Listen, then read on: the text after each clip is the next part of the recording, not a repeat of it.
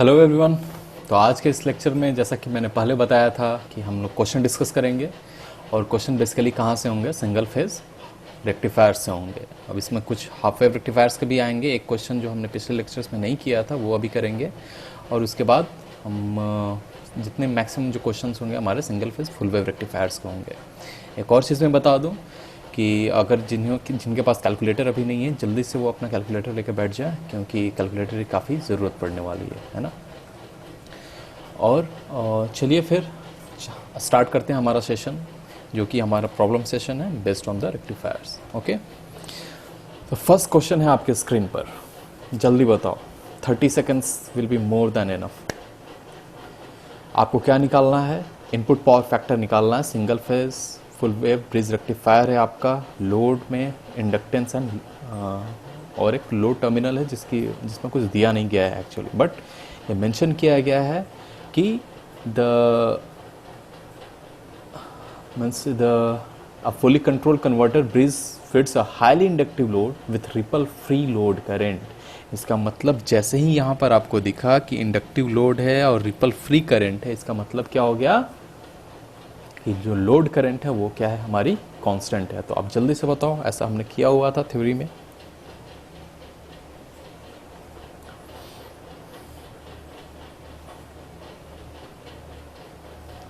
Okay, तो बताते हैं। तो देखो, जो हमने इनपुट पावर फैक्टर निकालने का दो तरीका बताया था। एक तरीका हमारा क्या था कि हम लिख सकते हैं कि V S R into I S R into power factor equals to output power. तो आउटपुट पावर में जो हम लिख रहे हैं वो हमारा क्या होना चाहिए? अगर लोड में सारे पैरामीटर्स दिए गए रहते तो हम इजीली यहाँ पर लिख देते, लेकिन अगर लोड में सारे पैरामीटर नहीं दिए गए हैं तो हम इजीली लिख नहीं पाएंगे यहाँ पर, है ना। तो ये वाला मेथड हम लोग यहाँ पर यूज़ नहीं करेंगे, है ना। फिर क्या बचा हमारे पास? फिर हम जानते थे कि हमारा जो इनपुट पावर फैक्टर है that is multiplication of your current distortion factor as in and your displacement factor, है ना। ये आता है आपका इनपुट पावर फैक्टर। अब देखो, करंट डिस्टॉर्शन फैक्टर कहाँ से निकालते थे? करंट डिस्टॉर्शन फैक्टर बेसिकली क्या था कि टोटल हमारे आरएमएस करंट का कितना परसेंट हमारा फंडामेंटल है ना। तो बेसिकली हम ये क्या होता था, आई S are one divided by I S R into displacement factor क्या होता था आपका, cosine of angle between the fundamental voltage and fundamental current. तो ये हमारा क्या आता था, कॉस अल्फा। तो आप देखो, आई S are one divided by I S are, इसकी रेशियो कितनी आती थी इस पर्टिकुलर इस वेव रेक्टिफायर के लिए? आपको याद होगा कितना? 0.9 cos alpha equals to input power factor. तो 0.9 कॉस अल्फा कितना आ जाएगा बताओ? 0.9 इंटू कॉस अल्फा कितनी है, √3/2। कॉस 30 डिग्री √3/2, तो ये आपका आ जाएगा लगभग 0.78, है ना। तो ये हो गया आपका क्या, सिंपल सा इनपुट पावर फैक्टर निकालना था। तो हमेशा याद रखना कि इनपुट पावर फैक्टर निकालने के लिए दो तरीके बहुत आसान होते हैं। एक जो पहला मैंने ये जो दिया था इसको यूज़ नहीं किया है, और जो दूसरा तरीका है वो हमारा क्या है, current distortion factor into displacement factor. Displacement factor को कहीं कहीं पर डिस्प्लेसमेंट पावर फैक्टर भी बोलते हैं, तो कंफ्यूज होने की ज़रूरत नहीं है ना। अगर आपको अगर आपको ये हार्मोनिक वाला इक्वेशन याद होगा तो आप इजीली ISR1 भी फाइंड कर सकते हो। इसीलिए मैं बोलता हूँ कि अगर प्रैक्टिस करोगे तो सारे फार्मूले याद करने की ज़रूरत नहीं है। अगर बस आपको ISR जो हमारा सोर्स करंट था उसकी हार्मोनिक इक्वेशन अगर बस आप याद कर लो तो आप यहाँ से सारे कुछ डिराइव कर सकते हैं, जो कि क्या था, n = 135 से इन्फानाइट, फिर 4I0/n pi sine n omega t minus alpha, ये था।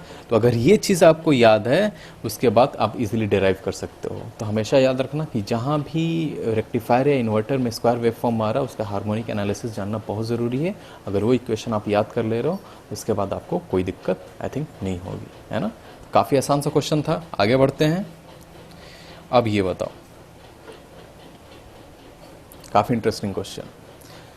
A fully controlled thyristor converter in the figure is fed from a single phase source, है ना। when the firing angle is 0 degree, the DC output voltage of the converter is 300 volt. What will be the output voltage for a firing angle of 60 degree, assuming continuous conduction? Last में इसने क्या mention कर दिया? Last में इसने क्या mention कर दिया आपका? Continuous conduction. तो कंटिन्यूअस कंडक्शन क्या होता है? कंटिन्यूअस कंडक्शन का मतलब जो लोड करंट है वो क्या है? कंटिन्यूअस है. मतलब हर एक कंप्लीट 2 पाई साइकिल में लोड करंट की वैल्यू कभी जीरो नहीं हो रही है. अगर चीज़ याद है आपको, अगर आरएल का सर्किट हो तो आप इजीली एवरेज आउटपुट वोल्टेज का वेवफॉर्म बना सकते हो. तो जल्दी करो, 1 मिनट का टाइम दे रहा हूं मैं.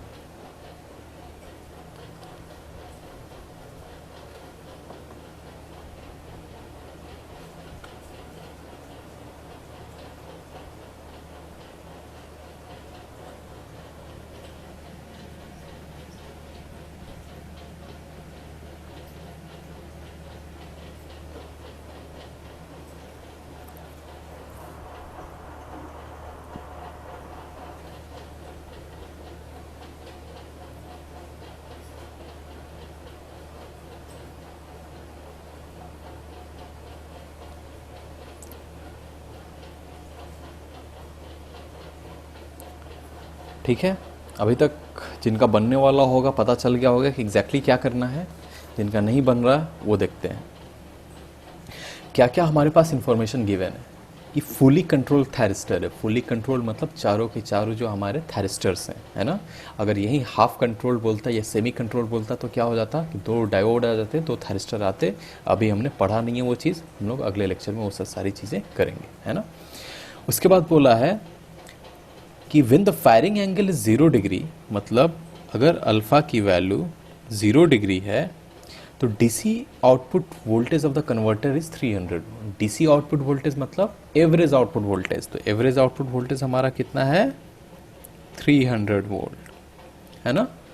फिर क्या बोल रहा है कि what will be the output voltage for a firing angle of 60 degree. Mean अगर अल्फा की वैल्यू अब 60 डिग्री है तो वी नॉट एवरेज हमारा क्या होगा. सिंपल सा क्वेश्चन है, ज़्यादा कुछ है नहीं.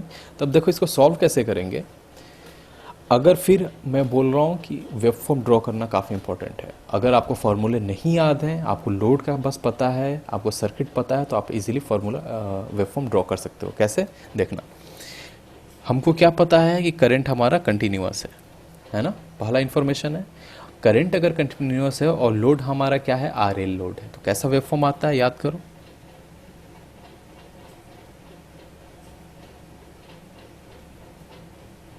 कुछ ऐसा.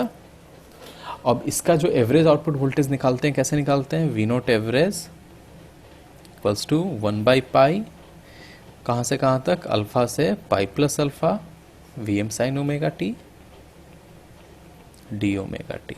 अगर इतना आपको पता है तो मतलब विद इन 30 सेकेंड्स आप डिराइव कर सकते हो वी नोट एवरेज. अगर आपको याद है तो बहुत अच्छा, क्वेश्चन प्रैक्टिस कर लोगे तो वी नोट एवरेज की वैल्यू इजीली याद हो जाती है. तो ये हमारा क्या आ जाता है कि 2Vm/पाई कॉस अल्फा. इतना याद हो गया. अब देखो क्या दिया हुआ है. दिया हुआ है तुम्हारा कि वी नोट एवरेज की वैल्यू 300 है. कब? जब अल्फा की वैल्यू 0 है. तो 2Vm/पाई इंटू 1 कॉस 0 की वैल्यू 1.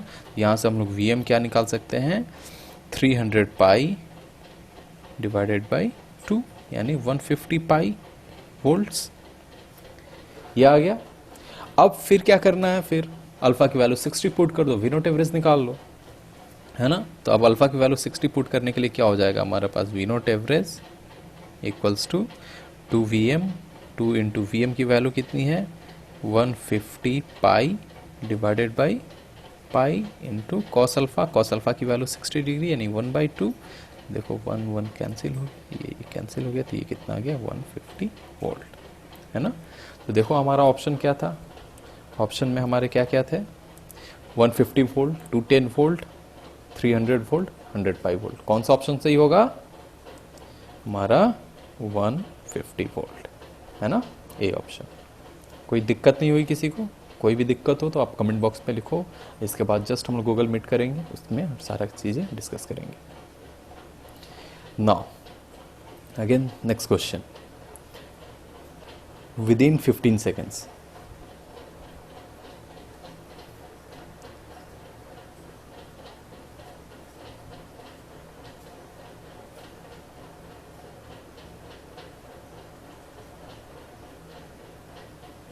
ठीक है।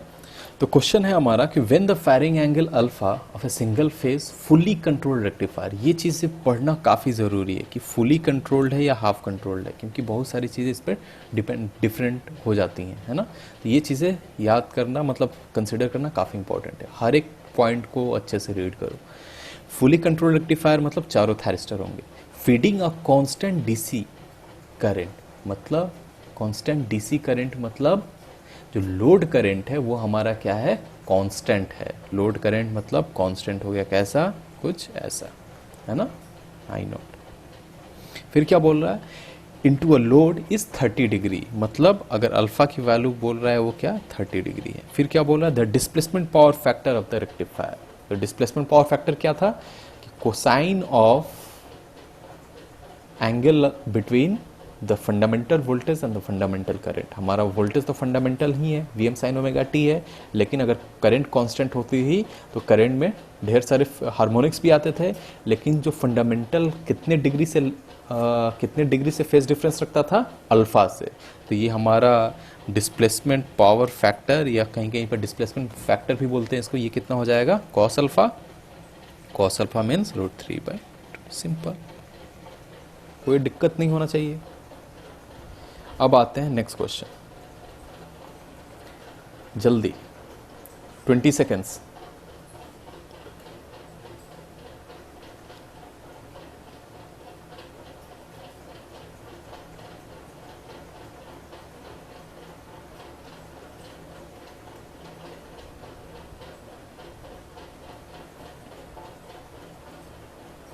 जिनका साथ साथ नहीं हो पा रहा है वो क्या करेंगे, स्क्रीन को पॉज करेंगे और खुद से ट्राई ज़रूर करेंगे। अगर खुद से ट्राई नहीं किए, देखकर बनाना सीख गए तो फिर मुश्किल हो जाएगी।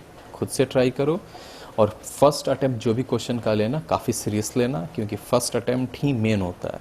तुम गेट के एग्ज़ाम में अगर तुम बैठे हो, पहले अटैम्प्ट में जो तुम्हारा आंसर आता है वही टिक करके आ जाते हो, क्योंकि वहाँ पर तुमको आंसर बताने वाला कोई नहीं है कि ये वाला सही है, ये वाला गलत है ना। तो खुद के करेक्शन का टाइम नहीं मिलता, इसीलिए पहला जो चीज़ होता है कि जो पहला अटेम्प्ट लेना चाहिए बहुत सीरियस तरीके से लेना चाहिए, कि जितना आपको आता है सारे कंसेप्ट्स लगा दो, थोड़ा टाइम लो, लेकिन सही बनना चाहिए। एक बार आपका क्वेश्चन सही बनने लगा, उसके बाद स्पीड अपने आप आ जाता है ना। लेकिन first try to make your accuracy 100%, है ना। अब देखो इस क्वेश्चन क्या बोल रहा है, a single phase diode bridge rectifier. Diode bridge rectifier यहाँ पर थायरिस्टर नहीं है ना। Supplies a highly inductive load, मतलब क्या कहना चाहता है, हाईली इंडक्टिव लोड मतलब करंट, हमारा लोड करंट कंटिन्यूअस है ना। The load current can be assume to be ripple free. चलो ये भी बोल दिया कि रिपल फ्री है। रिपल फ्री मतलब हमारा करंट कांस्टेंट है ना। रिपल फ्री मतलब, रिपल मतलब क्या होता है कि कुछ अगर ऐसा ऐसा आता तो इसको रिपल बोलते हैं, लेकिन अब रिपल फ्री कहने का मतलब कुछ ऐसा है ना, कांस्टेंट। तो रिपल फ्री हो गया। The AC supply side current waveform will be, ये हमने किया हुआ है, लेकिन हमने थर्स्टर के लिए किया हुआ है। बताओ, the AC supply side current waveform will be, source current हमारा कैसा होता था, स्क्वायर वेवफॉर्म होता था, याद है क्यों होता था स्क्वायर वेवफॉर्म, क्योंकि लोड करंट अगर कांस्टेंट हो रहा है तो जब T1 T2 काम करते थे तो पॉजिटिव करंट जाता था, और T3 T4 काम करते थे तो नेगेटिव करंट जाता था। तो पॉजिटिव होता था तो कितना, प्लस आई नोट, और नेगेटिव होता था तो माइनस आई नोट। मतलब हमारा जो थायरिस्टर के लिए जो सोर्स करंट बनता था कुछ ऐसा बनता था, याद करो, थायरिस्टर के लिए। अब ये जो जीरो से अल्फा में लैग आता था, ये क्यों आता था, क्योंकि अल्फा हमने ट्रिगरिंग एंगल लेकर चलते थे, अल्फा हम लोग ट्रिगर एंगल लेकर चलते थे। लेकिन अब बताओ कि डायोड के केस में अल्फा कितना होगा, डायोड के केस में अल्फा 0 डिग्री होगा। इसका मतलब इसका जो वेवफॉर्म आएगा वो कैसा हो जाएगा, कुछ ऐसा, है ना। तो ये क्या है, स्क्वायर वेवफॉर्म में। अगर इसकी भी बात करें, थायरिस्टर के केस में भी हमारा स्क्वायर वेवफॉर्म ही आता है, बस शिफ्टेड आएगा अल्फा एंगल से। डायोड के केस में हमारा 0 से आएगा। तो क्या हो जाएगा हमारा आंसर, सी। कोई डाउट नहीं होना चाहिए। आगे बढ़ते हैं, ये बताओ,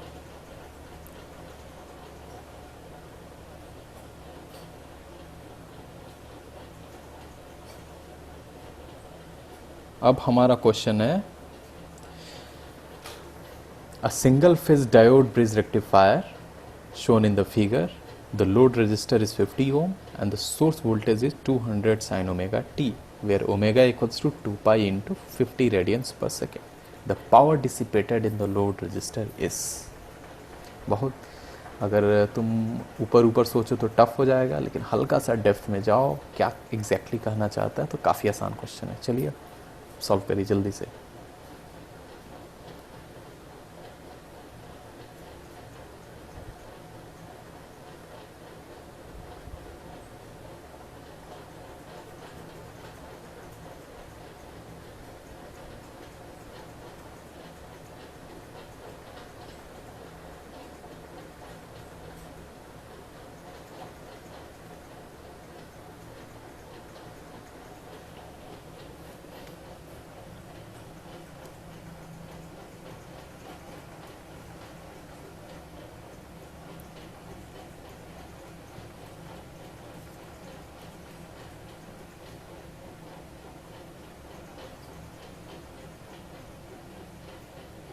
चलो जिनका हो रहा है सही डायरेक्शन में जा रहा है उनका ठीक है, जिनका नहीं हो पा रहा है उनके लिए मैं करता हूँ, और जिनका सही डायरेक्शन में जा रहा है मेरे साथ साथ सॉल्व करो.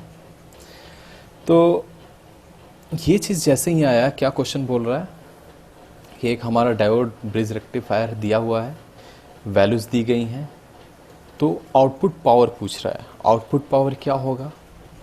आउटपुट पावर अगर तुम ये करंट ले लो, अगर आई नॉट, तो हो सकता है तुम बोलो कि I naught square R M S into R हो जाएगा. बिल्कुल सही. लेकिन इसको तो ये भी बोल सकते हैं कि V not square R M S भी हो सकता है डिवाइडेड बाई आर, ये भी हो सकता है. अब बताओ आई नॉट निकालना आसान है या वी नॉट निकालना आसान है?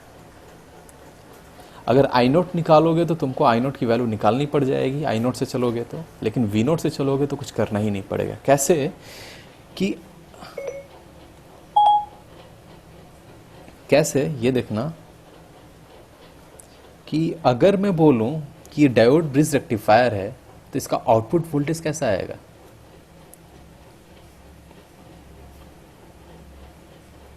इसका आउटपुट वोल्टेज, अगर ये हमारा इनपुट वोल्टेज था तो हमारा आउटपुट वोल्टेज कैसा आएगा? कुछ ऐसा, क्योंकि अल्फा की वैल्यू कितनी हो गई? 0 डिग्री. मतलब जैसे ही फॉरवर्ड बायस हुआ डायोड हमारा ट्रिगर हो जाता है.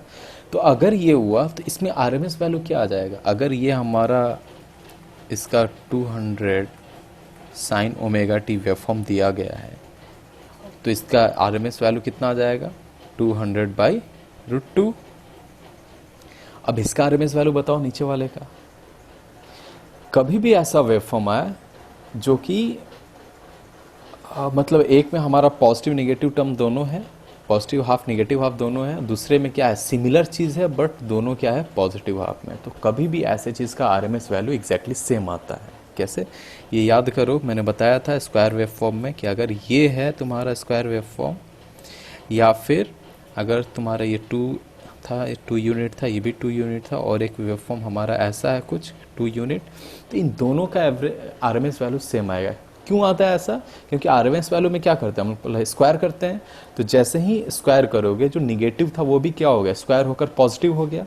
तो इस 2 के केस में जो लेते हैं हम लोग लेफ्ट साइड में लिए हुए हैं, ये इसका आरएमएस करोगे तो क्या आ जाएगा? 4 पर हमारा कांस्टेंट आ जाएगा, है ना, और नीचे वाला भी क्या आएगा? 4 पर हमारा कांस्टेंट आ जाएगा. अब दोनों का अगर रूट लोगे तो फिर से क्या हो जाएगा? 2 हो जाएगा. तो कहने का मतलब कि अगर एक ही वेव फॉर्म है लेकिन एक पॉजिटिव हाफ में एक नेगेटिव हाफ में है और एक दोनों पॉजिटिव हाफ में है, तो हम क्या बोल सकते हैं? दोनों की आरएमएस वैल्यू एग्जैक्टली सेम हो जाएगी. तो हम क्या बोल सकते हैं यहाँ से कि V0 आरएमएस हमारा क्या जाएगा? 200/√2, है ना. अब बताओ पावर कितना होगा? V0 RMS square divided by R, मतलब 200 का स्क्वायर डिवाइडेड बाई √2 का स्क्वायर हो जाएगा 2 इंटू आर हमारा कितना है? 50 ओम. तो कहने का मतलब ये कितना हो जाएगा? 4 इतना, सॉरी एक 0 ज़्यादा हो गया, डिवाइडेड बाई 100 यानी 400 वाट, है ना. कोई डाउट नहीं होना चाहिए, बहुत आसान क्वेश्चन था. चलो आगे बढ़ते हैं.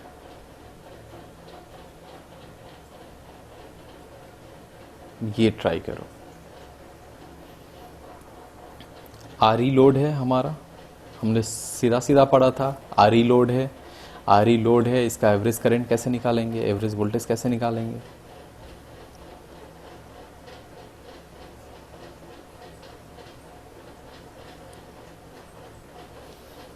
क्वेश्चन को ध्यान से पढ़ोगे तो एक काफ़ी इम्पोर्टेंट चीज़ है इसमें, काफ़ी मतलब बढ़िया ऑब्जर्वेशन वाली चीज़ है, क्योंकि इसमें तुम्हें अल्फ़ा की वैल्यू नहीं दी गई है, और लेकिन अल्फ़ा की वैल्यू तुमसे खुद को तुमको पहचानना है कि यहाँ पर अल्फ़ा की वैल्यू क्या होगी, है ना। तो चलो मैं करता हूँ, क्योंकि थोड़ा सा लेंदी क्वेश्चन है ये, तो देखते हैं इस क्वेश्चन को। तो ये जो क्वेश्चन बोल रहा है कि a single phase bridge converter is use to charge a battery of 200 volt. हमारा लोड में बैटरी लगा हुआ है with some internal resistance of 2 ohm, ठीक है, रेजिस्टेंस की भी वैल्यू दी गई है। The SCRs are triggered by a constant DC signal. याद रखना ये चीज़, यही चीज़ मैं बोल रहा था कि काफ़ी अच्छा ऑब्जर्वेशन वाला चीज़ है। The SCRs are triggered by a constant DC signal, मतलब जो हमारा IG है वो कैसा है यहाँ पर, कुछ ऐसा। कहने का मतलब कि अगर थर्स्टर ऑन भी हो रहा है तब भी क्या चल रहा है, IG हमारा, IG की सप्लाई हम दिए ही जा रहे हैं। ऐसा नहीं कर रहे हैं कि हमारा थर्स्टर ऑन हो गया उसके बाद हम IG की सप्लाई को हटा दे रहे हैं, ठीक है। तो IG from 0 to infinite duration तक चलता ही जा रहा है ना। ये बहुत अच्छा ऑब्जर्वेशन वाला चीज़ है, इसका एप्लीकेशन अभी देखेंगे। फिर क्या बोल रहा है कि if SCR2 gets open circuited, if SCR2 gets open circuited, what will be the average charging current? मतलब तुमको लोड करंट फाइंड करना है। चार्जिंग करंट मतलब क्या, जो बैटरी में करंट जा रहा है जिससे बैटरी चार्ज हो रहा है, तो वो करंट फाइंड आउट करना है। तो क्या होगा देखते हैं। तो पहला जो चीज़ था इसमें,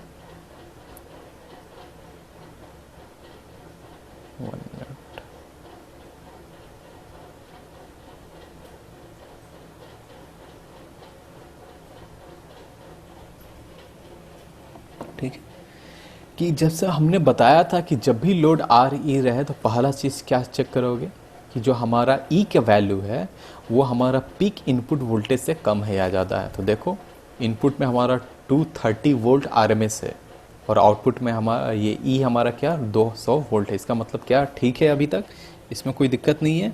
इसका मतलब हमारा जो VM पीक था, VM था वो 230√2 था, और ई था हमारा कितना 200 वोल्ट।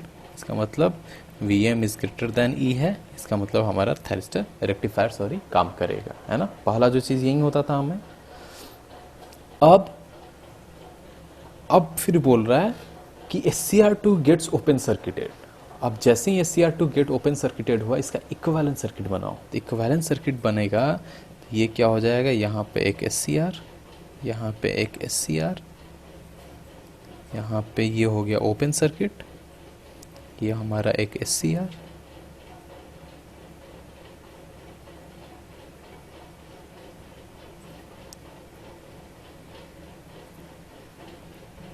ये।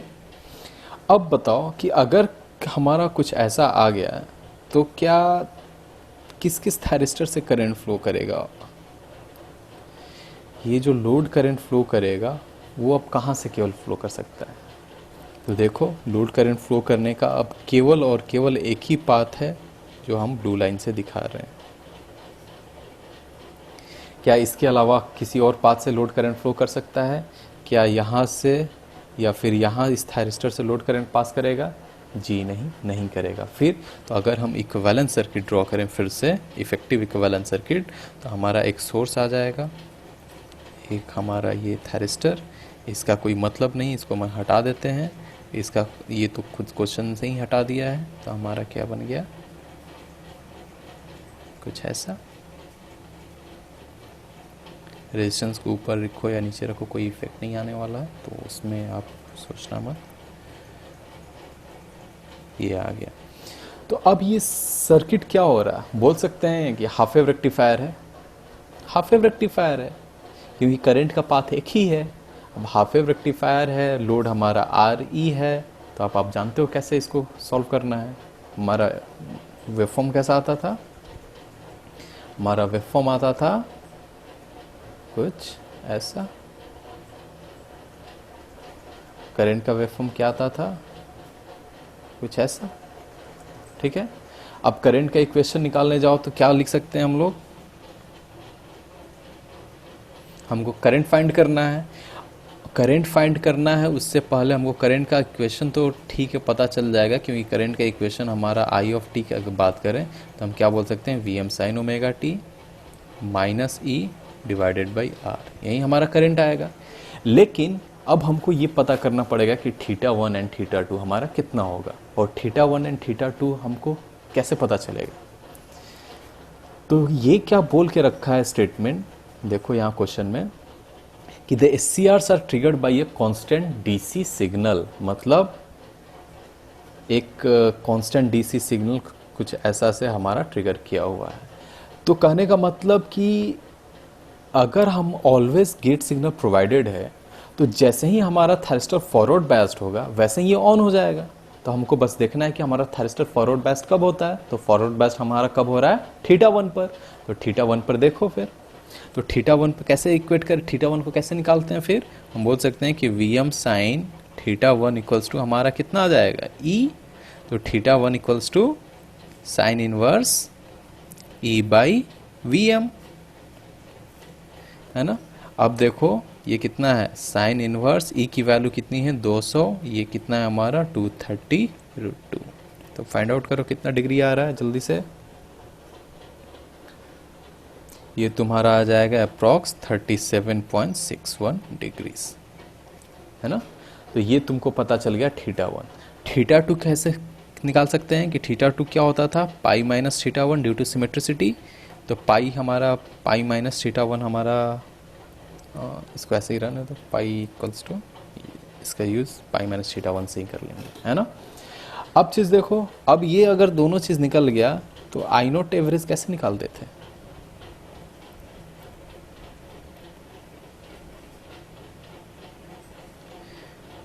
आई नोट एवरेज हमारा होता था, टाइम पीरियड कितना होगा 1/2 हाफ वेव रेक्टिफायर है, कहाँ से कहाँ तक, थीटा वन से थीटा टू तक, है ना।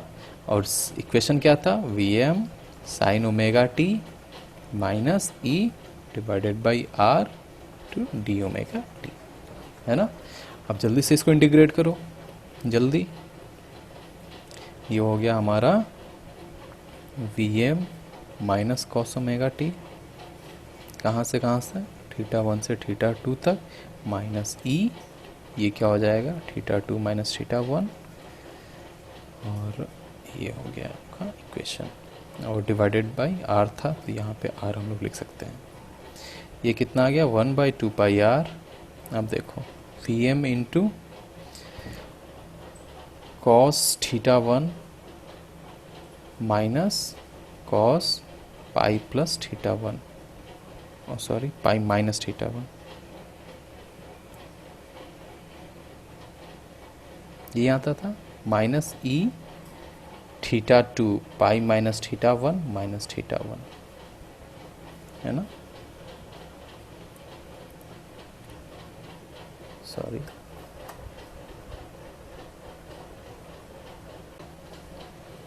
अब इस चीज़ को जैसे ही सॉल्व करोगे आप 1/2πr आ जाएगा, और ये जो क्वांटिटी है, जो फर्स्ट क्वांटिटी है, मैं डायरेक्ट बता दे रहा हूँ, ये आ जाएगी आपकी 515.34 डिग्री माइनस ई की वैल्यू कितनी है आपकी, सॉरी 200 वोल्ट,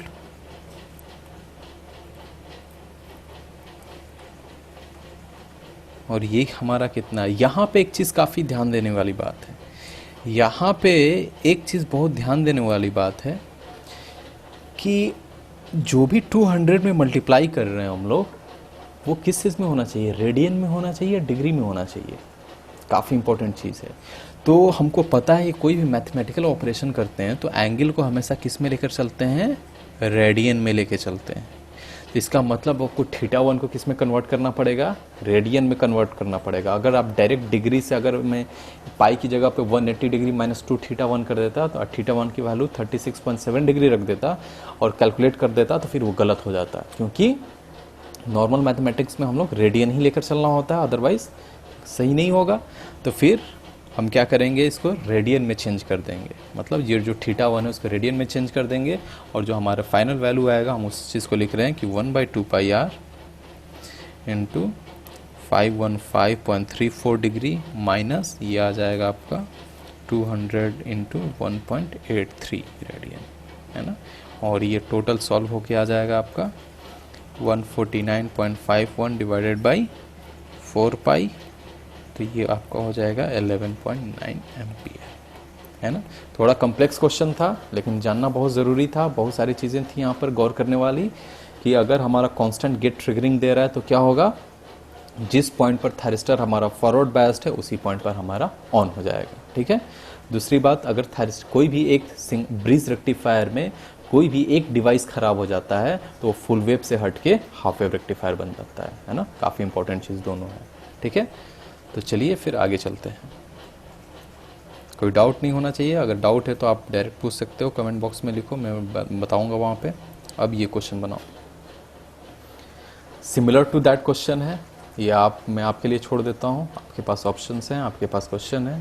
2007 गेट का क्वेश्चन आया हुआ है 2 मार्क्स का, फिर से थोड़ा सा कॉम्प्लेक्स जाएगा, लेकिन एक चीज़ यहाँ पर एक नया ऐड कर दिया उसने कि फेड स्टेप डाउन ट्रांसफार्मर, मतलब जो ट्रांसफार्मर है उसको हम लोग कितना वोल्टेज सप्लाई कर रहे हैं, 230 वोल्ट RMS, है ना। और वो फिर क्या कर रहा है, 4:1 से स्टेप डाउन कर रहा है, स्टेप डाउन करके फिर हमको रेक्टिफायर में मिल रहा है। तो बेसिकली रेक्टिफायर में जो मिल रहा है वोल्टेज RMS वो कितना मिल रहा है, 230 डिवाइडेड बाई 4 वोल्ट मिल रहा है। मतलब जो VM साइन ओमेगा टी हो जाएगा वो कितना हो जाएगा, 234 divided by 4 into √2 sign omega T. √2 क्यों किए, RMS वैल्यू को पीक में कन्वर्ट करने के लिए, है ना। तो ये काफ़ी आसान क्वेश्चन है, आप इजीली इसको कर सकते हो। मैं इस क्वेश्चन को नहीं सॉल्व करता हूँ अभी, है ना। अगला क्वेश्चन 10 सेकेंड्स।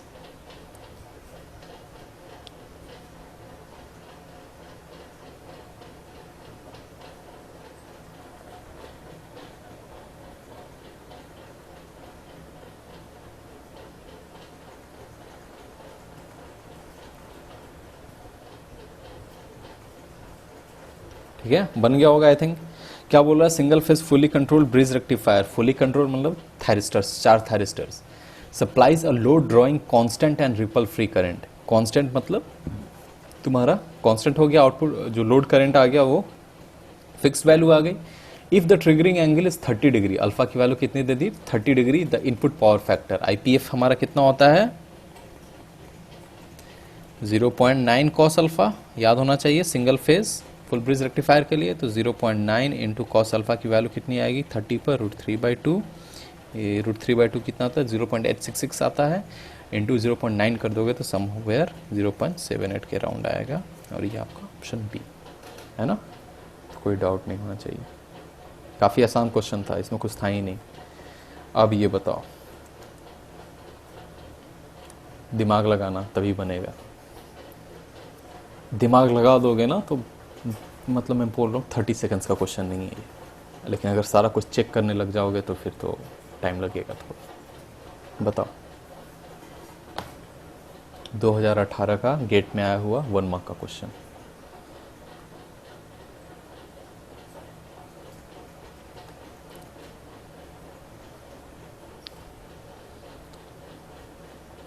तो क्या बोल रहा है इस क्वेश्चन में, फुली कंट्रोल रेक्टिफायर है, मतलब 4 thyristors, is supplying to a load with anti parallel diode. Anti parallel diode ये इसके बारे में बोल रहा था, ये बेसिकली हम क्या बोलते हैं इसको, फ्री व्हीलिंग डायोड बोलते हैं इसी को, है ना। ओके, एंटी पैरेलल डायोड हो गया। All switches and diodes are ideal, कहने का मतलब किसी के अक्रॉस कोई भी वोल्टेज ड्रॉप या पावर लॉस नहीं हो रहा। Which one of the following is true for instantaneous load voltage and current. अब बताओ इस चीज को,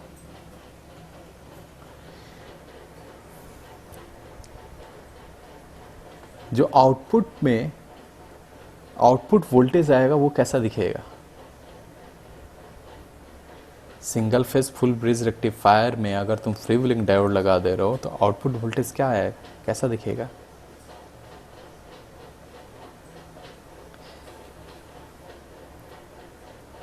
एनी गेस, ठीक है। बेसिकली फ्री व्हीलिंग डायोड क्या करता था, इंडक्टर के इफेक्ट को कैंसिल आउट करता था, इंडक्टर के कारण जो रिवर्स में निगेटिव वोल्टेज बनता था उसको कैंसिल आउट करता है। लेकिन यहाँ पर लोड में ये नहीं दिया है कि हमारा लोड क्या है ना, कुछ भी लोड के बारे में नहीं दिया है, तो हमको हर एक कंडीशन लेकर चलना होगा। तो जो पहला चीज़ है यहाँ में, ये बताओ कि क्या आई नोट की वैल्यू निगेटिव हो सकती है क्या? आई नोट की वैल्यू निगेटिव हो सकती है क्या? आई नोट की वैल्यू निगेटिव हो सकती है क्या? नहीं हो सकती। आई नोट की वैल्यू निगेटिव हो ही नहीं सकती। अगर आई नोट की वैल्यू निगेटिव नहीं हो सकती तो ऑप्शन देखो, तुम्हारे पास दो ऑप्शन है जिसमें आई नोट की वैल्यू निगेटिव है, ए एंड योर बी। तो ए एंड बी ऑप्शन तो ऐसे ही कैंसिल हो गया। फिर देखो कि जैसे ही कोई भी लोड हो गया, इरिस्पेक्टिव ऑफ द लोड, अगर फ्री व्हीलिंग डायोड लग गया तो क्या वोल्टेज रिवर्स में जाता है? मतलब वोल्टेज का जो निगेटिव पीक होता है आउटपुट वोल्टेज में नहीं होता है। कहने का मतलब कभी वोल्टेज भी, कभी आउटपुट वोल्टेज निगेटिव जाएगा ही नहीं। तो अगर आउटपुट वोल्टेज निगेटिव नहीं जाएगा तो फिर हमारा जो ऑप्शन डी है वो भी क्या हो गया, कैंसिल हो गया। तो हमारा क्या बचा, ऑप्शन सी। क्योंकि यहाँ पर देखना, ये इंस्टेंटेनियस लोड वोल्टेज की बात कर रहा है, V naught average I naught average की बात नहीं कर रहा। ये क्या बोल रहा है, इंस्टेंटेनियस, यानी वी जीरो टी की बात कर रहा है, वी जीरो ओमेगा टी की बात कर रहे एक पर्टिकुलर टाइम पर। तो हम बता सकते हैं कि आई नोट की वैल्यू कभी रिवर्स हो ही नहीं सकती। तो हमारा option A and D cancel हो गया। जैसे ही फ्री व्हीलिंग डायोड तुम लगा दिए, अगर हमारा लोड इंडक्टर रहता तो आउट पाई से पाई प्लस अल्फा में क्या होता है, हमारा निगेटिव वोल्टेज आता है। तो उस केस में फ्री व्हीलिंग डायोड क्या हो जाता है, ऑन हो जाता है और निगेटिव वोल्टेज को क्या कर देता है, जीरो कर देता है। इसका मतलब अब वोल्टेज भी हमारा निगेटिव नहीं जाएगा। इसका मतलब हमारा ऑप्शन क्या हो गया, सी। कौन सा ऑप्शन, ऑप्शन सी, है ना। चलो अब ये बताओ, ध्यान से क्वेश्चन को पढ़ना, अदरवाइज गलती कर दोगे, मैं बता रहा हूं।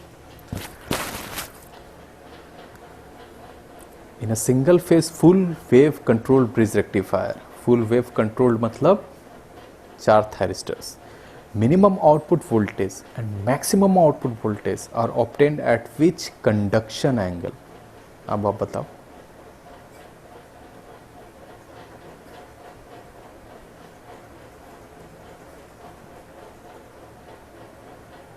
दस सेकेंड्स।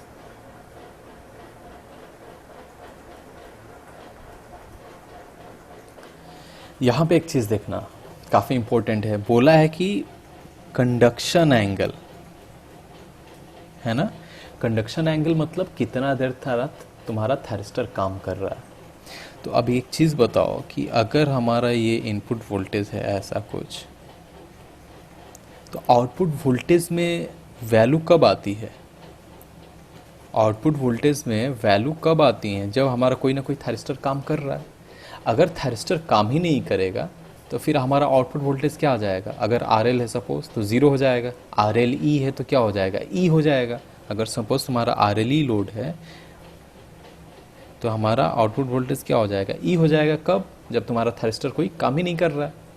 लेकिन अगर वही तुम्हारा आर एल लोड रहता तो आउटपुट वोल्टेज क्या हो जाता,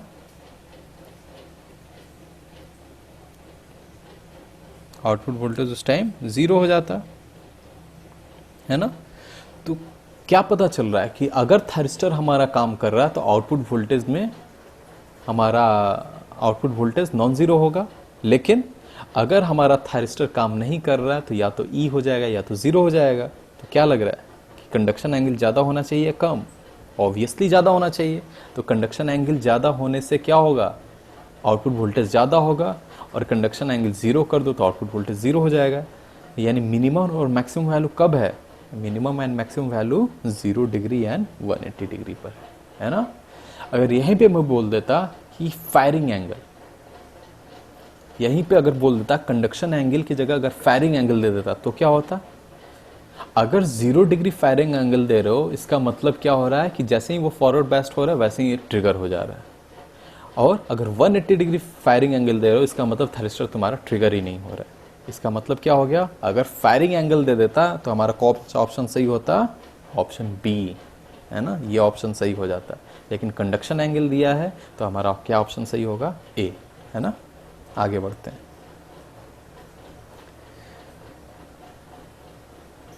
ये बताओ 20 सेकेंड्स।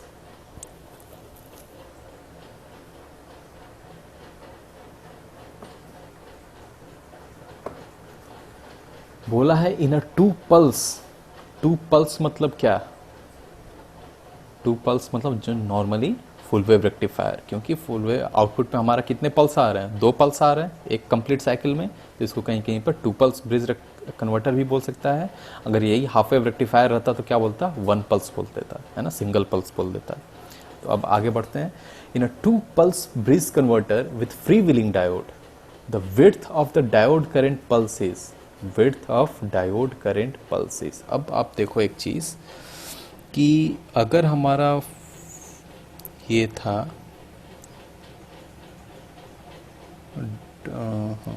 अगर ये था हमारा, इसके साथ एक और क्या लगा हुआ है? डायोड लगा हुआ है, फ्री व्हीलिंग डायोड लगा हुआ है। यहाँ पे कुछ लोड है हमारा, है ना, यहाँ पे हमारा सोर्स है। तो ये डायोड कब से कब काम करता है? हमने वेवफॉर्म में देखा था कि ये डायोड कब, पहली बात तो ये डायोड कब काम करता है? जब आपका लोड में इंडक्टर हो। और कब से कब काम करेगा? 0 से, अगर वो कंटिन्यूअस मोड में काम कर रहा है तो 0 से अल्फा में काम करता था, और फिर क्या करता था? पाई से पाई प्लस अल्फा में काम करता था, है ना। कब से कब तक? 0 से अल्फा में और फिर पाई से अल्फा में। तो 0 से अल्फा, अगर हमारा सपोज लोड करंट कांस्टेंट था तो डायोड के क्रॉस करंट कैसा जाएगा? 0 से अल्फा में आई नॉट फ्लो करेगा, और फिर पाई से पाई प्लस अल्फा में भी आई नॉट करंट फ्लो करेगा। तो एक कंप्लीट साइकिल में कितना ड्यूरेशन तक हमारा डायोड कंडक्ट कर रहा है? यहाँ भी अल्फा, यहाँ भी अल्फा, यानी टोटल 2 अल्फा। क्वेश्चन क्या था?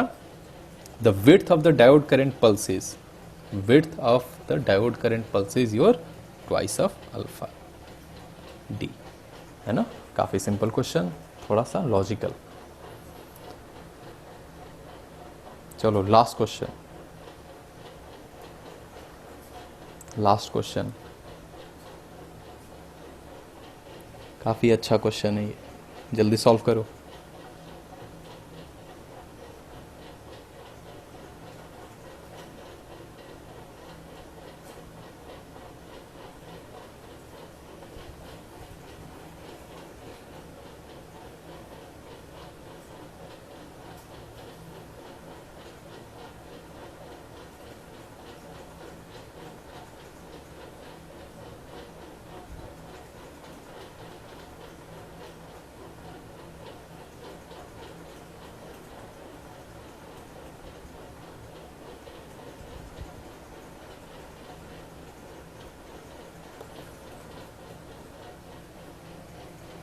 ठीक है, तो जो लोग बना रहे हैं वो कंटिन्यू करें, जिनका नहीं हो पा रहा है, जो नहीं सोच पा रहे हैं, उनके लिए मैं बताता हूँ।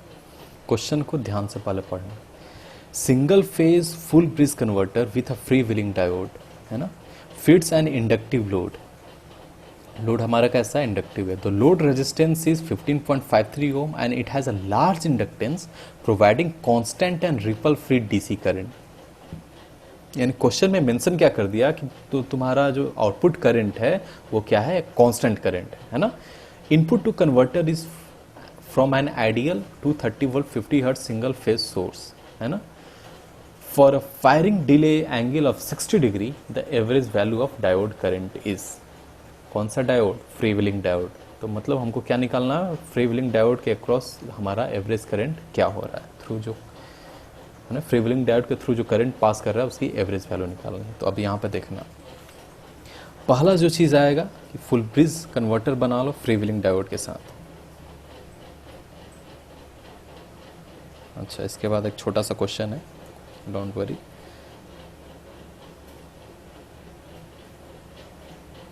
तो अगर हम ये फुल ब्रिज रेक्टिफायर एक बना लें विथ फ्री व्हीलिंग डायोड, जिनका हो गया वो कमेंट बॉक्स में आंसर लिखो, है ना, विथ फ्री व्हीलिंग डायोड। ये हो गया हमारा सर्किट। फिर क्या बोल रहा है कि load resistance is 15.53 ohm and large inductance. R naught की वैल्यू हमारी 15.53 ओम दी गई है, और एल की वैल्यू क्या है? लार्ज है, और आई नॉट की वैल्यू क्या है? कांस्टेंट है ना। सोर्स की वैल्यू कितनी की दी गई है? आरएमएस वैल्यू सोर्स की दी हुई है 230 वोल्ट। अगर कोई भी स्टेटमेंट में ऐसा लिख दिया कि input to converter is from ideal two 30 volt 50 hertz, तो ये बेसिकली क्या होता है, ये हमारा आरएमएस वैल्यू होता है। ठीक है, ये काफ़ी ध्यान देने वाली बात है। अगर तुम इसी को पिक लेकर चलोगे तो फिर तुम्हारा आंसर गलत हो जाएगा। तो ये आरएमएस वैल्यू होता है, ये काफ़ी ध्यान में रखना। तो V S R M S हमारा कितना हो गया 2 है। तो इसका जो वी ओमेगा टी आएगा वो क्या लिख सकते हैं, V S omega T 230√2 sign omega T लिख सकते हैं, कोई डाउट नहीं।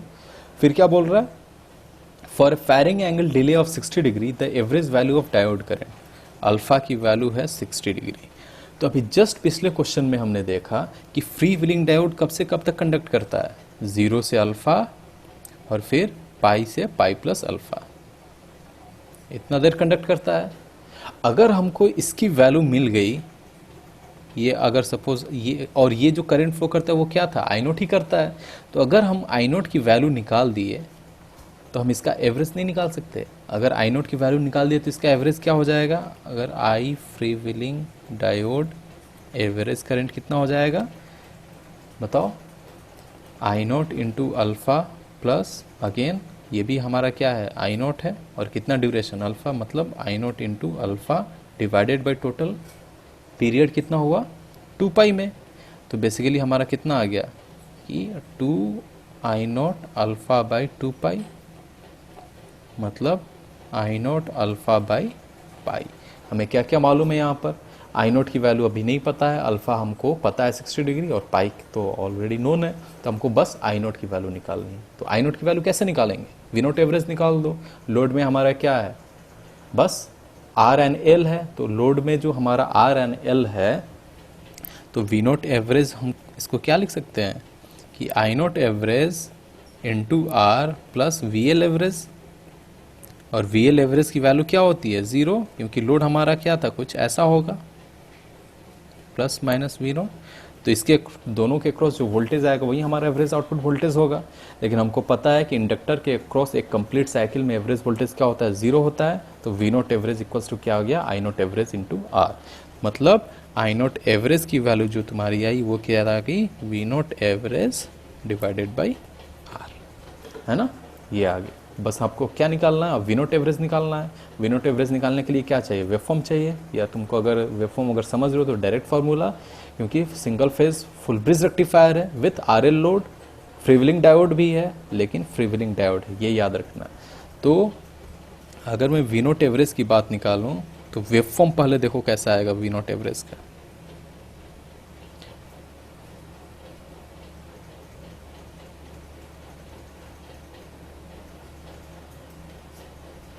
वी नोट एवरेज का पहले वेवफॉर्म देखो कैसा आएगा, अल्फा से चला पाई तक, उसके बाद फिर पाई प्लस अल्फा से कुछ ऐसा। लेकिन 0 से अल्फा में क्या होता था, फ्रीव्हीलिंग डायोड काम करता था। अगर फ्रीव्हीलिंग डायोड काम कर रहा है तो आउटपुट वोल्टेज क्या हो जाएगा, वी नोट इक्वल्स टू 0, क्योंकि अगर फ्रीव्हीलिंग डायोड काम कर रहा है मतलब ये इसके थ्रू करंट फ्लो कर रहा है, इसका मतलब क्या हुआ कि डायोड शॉर्ट सर्किट हुआ। अगर शॉर्ट सर्किट हुआ तो वी नोट इक्वल्स टू क्या आ गया 0, तो मतलब 0 से अल्फा में आउटपुट वोल्टेज 0, और फिर पाई से पाई प्लस अल्फा में भी आउटपुट वोल्टेज 0। तो यहाँ से वी नोट एवरेज कैसे निकाल सकते हैं, वी नोट एवरेज निकाल सकते हैं हम लोग कि टाइम पीरियड कितना हो गया, टाइम पीरियड बताओ कितना हुआ पाई, तो 1 बाई पाई कहाँ से कहाँ तक, फ्रॉम अल्फा से पाई, है ना। अगर यही इंडक्टिव लोड रहता, अगर फ्रीव्हीलिंग डायोड हटा देते तो कहाँ से कहाँ तक जाते, अल्फा से पाई प्लस अल्फा तक जाते, है ना। लेकिन अब चूंकि पाई से पाई प्लस अल्फा में आउटपुट वोल्टेज 0 है, इसीलिए इंटीग्रेट कहाँ से कहाँ तक करेंगे, अल्फा से पाई तक। ये हो गया V M sine omega t d omega t. अब ये कितना आ जाएगा, V m by pi minus cos omega t, कहाँ से कहाँ तक, अल्फा से पाई तक। इसको इंटीग्रेट जैसे ही करेंगे हम लोग, वी एम बाई पाई, ये कितना आ जाएगा 1 plus cos alpha, V naught average. अब बताओ वी एम की वैल्यू कितनी है हमारी, 230√2 है, 230√2 divided by pi 1 plus alpha की वैल्यू कितनी है 60 डिग्री, तो कॉस अल्फा हमारा कितना हो जाएगा हाफ, ये तो ये कितना आ गया हमारा कि 3/2 into 230√2 divided by pi. Calculate करो कितना आ रहा है।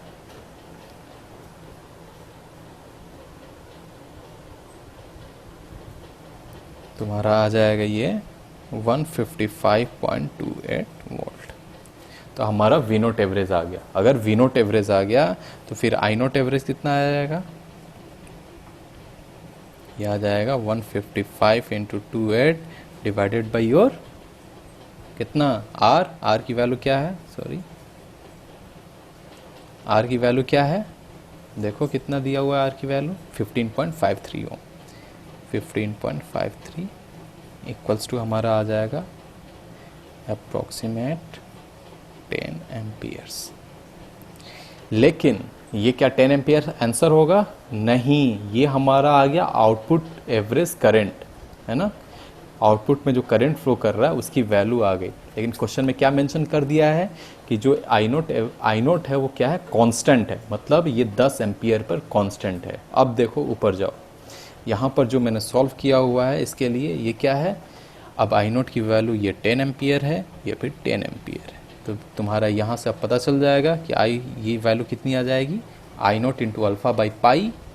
तो अगर हमको पता है कि I free wheeling diode average equals to कितना आ जाएगा, आई नोट 10 इंटू अल्फ़ा कितना है π/3 डिवाइडेड बाई पाई, कैंसिल 10/3 मतलब 3.33 एम्पियर्स, है ना, ये हो गया। तो कभी भी क्वेश्चन आए तो थोड़ा ध्यान से पढ़ो और सॉल्व करो, है ना। तो ऑप्शन हमारा क्या हो जाएगा इसमें, डी। ठीक है, चलो आगे बढ़ते हैं। लास्ट क्वेश्चन बताना जल्दी, क्वेश्चन को अच्छे से पढ़ो और बताओ।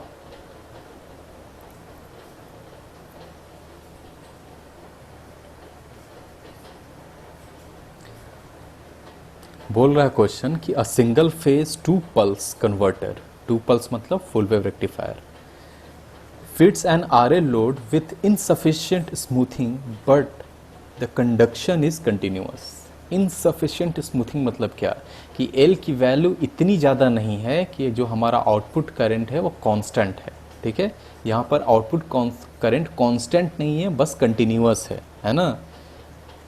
दो चीज़ें होती हैं, एक जो चीज़ हो गया, जैसे मैं ड्रॉ कर रहा हूँ यहाँ पे देखना, एक करंट हो गया सपोज कुछ ऐसा और एक करंट हो गया तुम्हारा कुछ ऐसा। तो बताओ कौन सा स्मूथ है, कांस्टेंट करंट वाला ज़्यादा स्मूथ है, नीचे वाला जो हम करंट दिए हैं वो ज़्यादा स्मूथ है।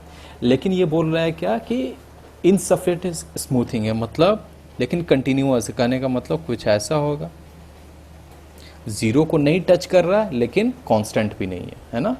अब आगे बढ़ते हैं कि if the resistance of the load circuit is increased, if the resistance of the load circuit is increased, है ना, क्या होगा option, the ripple content of the load current will remain same, ऐसा होगा। याद करो कि हमने बताया था कि बेसिकली जैसे ही हमारा थर्स्टर को ऑन करते हैं हमारा आरएल सर्किट बन जाता है। तो आरएल सर्किट का चार्जिंग और डिस्चार्जिंग किस पर डिपेंड करेगा, टाइम कांस्टेंट पर। और टाइम कांस्टेंट हमारा क्या होता था इंडक्टर के केस में, टाइम कांस्टेंट बताओ, L/R, टाइम कांस्टेंट हमारा L/R होता था। अब क्या बोल रहा है कि अगर रेजिस्टेंस की वैल्यू को क्या कर दिए, बढ़ा दिए। अगर रेजिस्टेंस की वैल्यू को बढ़ा दिए तो टॉ की वैल्यू क्या हो जाएगी, कम हो जाएगी। अगर टॉ की वैल्यू कम हो गई तो हमारा क्या होगा, डिस्चार्जिंग बहुत तेज़ होगा। अगर डिस्चार्जिंग तेज़ होगा तो रिपल ज़्यादा होगा या कम होगा, रिपल ज़्यादा होगा। तो ऑप्शन देखो, the ripple content of the load current will remain same, गलत है। The ripple content of the load current will decrease, गलत है। The ripple content of the load current will increase, ये सही है। लेकिन चौथा ऑप्शन देखो, there is possibility of discontinuous conduction due to increase in ripple content. चौथे में भी कह रहा है कि रिपल कंटेंट है, लेकिन एक और साथ स्टेटमेंट दे रहा है, there is possibility of discontinuous conduction. इसका मतलब ये हुआ कि जब हमारा इंडक्टर डिस्चार्ज कर रहा था उस टाइम अगर रेजिस्टेंस की वैल्यू बहुत ज़्यादा कर दें तो हमारा टॉ क्या हो जाएगा, टॉ बहुत कम हो जाएगा, मतलब बहुत तेज डिस्चार्ज हो जाएगा। इसका मतलब ये हो सकता है कि जब नेक्स्ट थायरिस्टर को हम सपोज पाई प्लस अल्फा पर ट्रिगर करने वाले थे, उसके पहले ही हमारा क्या हो गया, इंडक्टर डिस्चार्ज हो गया। अगर उसके पहले ही इंडक्टर डिस्चार्ज हो गया तो फिर क्या हो जाएगा, करंट की वैल्यू जीरो, और करंट की वैल्यू जीरो मतलब डिसकंटिन्यूअस मोड। तो ऑप्शन सी भी सही है, ऑप्शन डी भी सही है, लेकिन मोर एप्रोप्रिएट क्या है हमारा, ऑप्शन डी, है ना। तो ये रहा आज के क्वेश्चंस। आपको कोई भी डाउट हो कमेंट सेक्शन में लिखो, इसके बाद हम लोग मीटिंग करेंगे, उसमें कोई भी डाउट हो तो बेझिझक, कुछ भी हो रहा है तो पूछो, क्या दिक्कत हो रही है आपको ये बताओ, उसके अकॉर्डिंग मैं बताऊंगा कि आप क्या कर सकते हो कि आपको फ़ायदा होगा, है ना। तो आज के लिए इतना काफ़ी है, रहने देते हैं, फिर अगले क्लास में मिलेंगे विथ सम न्यू टॉपिक्स।